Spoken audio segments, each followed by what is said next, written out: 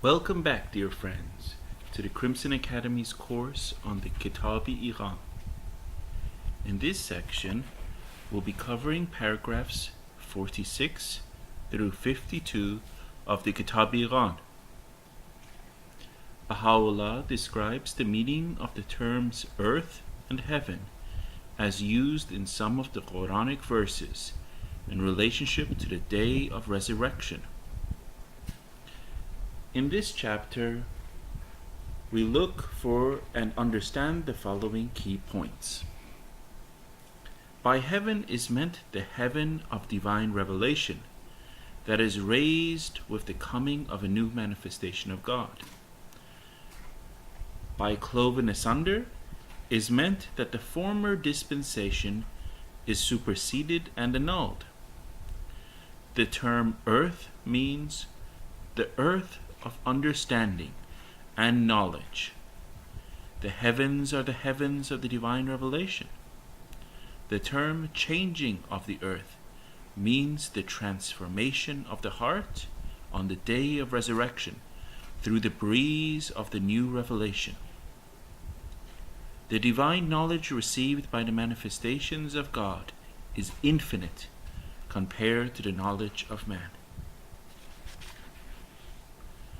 In paragraph 46, Baha'u'llah describes the meaning of a verse in the Quran, in which reference is made to the time when the heavens will be cloven asunder. Islamic interpreters have described this phenomenon as a sign of the day of resurrection and the appearance of the promised Qiyam. Islamic scholars at that time believed that according to this verse, the sky would be split and the world will be destroyed on the day of resurrection. There are two similar verses in the Quran which make an allusion to the time when the heaven is rent asunder. In the Quran, chapter 84, verse 1, and Quran, chapter 55, verse 37. They are also interpreted as the sign of the day of resurrection and destruction. In this paragraph, Baha'u'llah reveals the real meaning of these verses.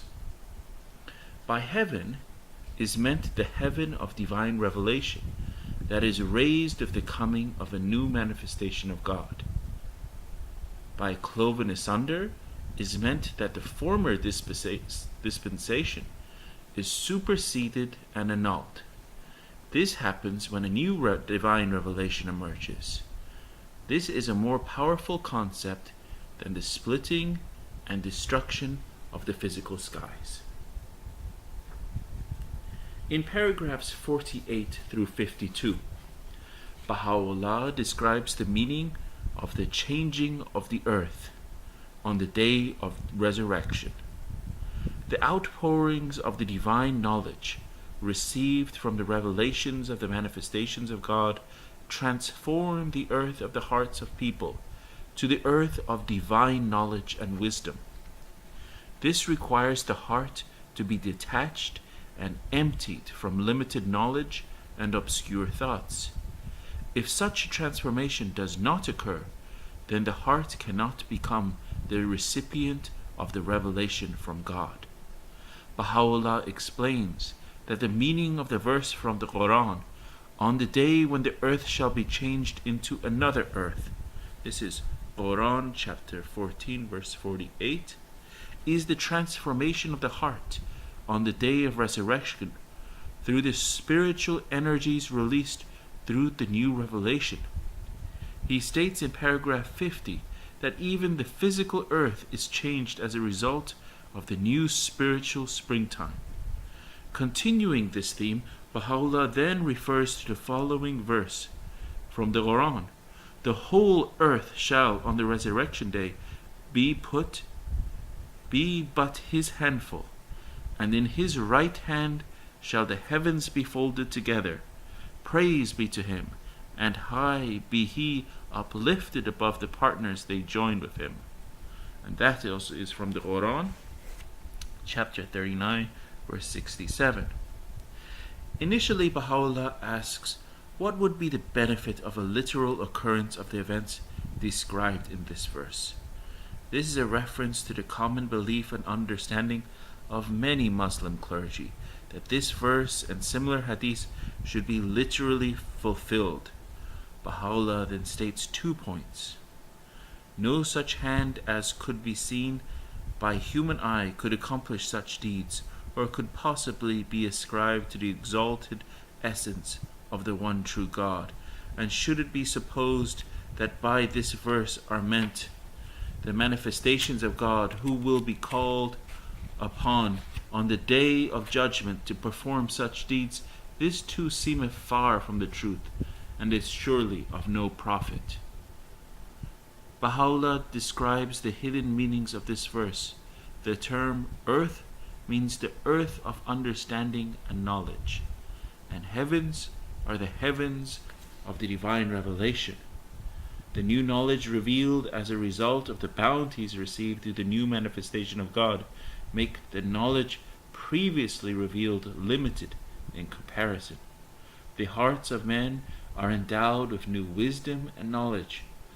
Similarly, the order established by the previous revelation loses its relevance and validity on the day of resurrection, and is gradually replaced by the teachings and laws of the new revelation.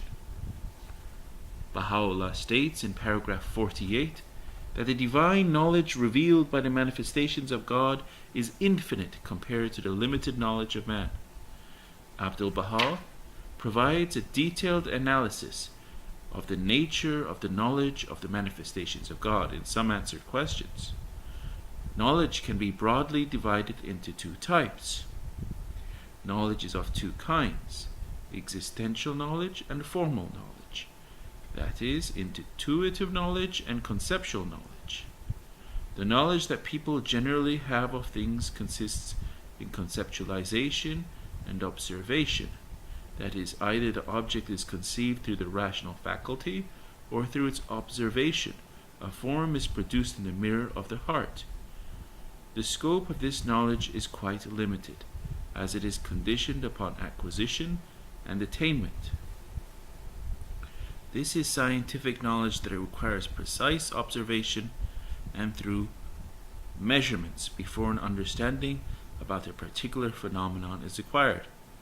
In contrast, the second type of knowledge, that is existential or intuitive, is like man's knowledge and awareness of his own self. This is from Abdul-Baha, Some Answered Question, page 179.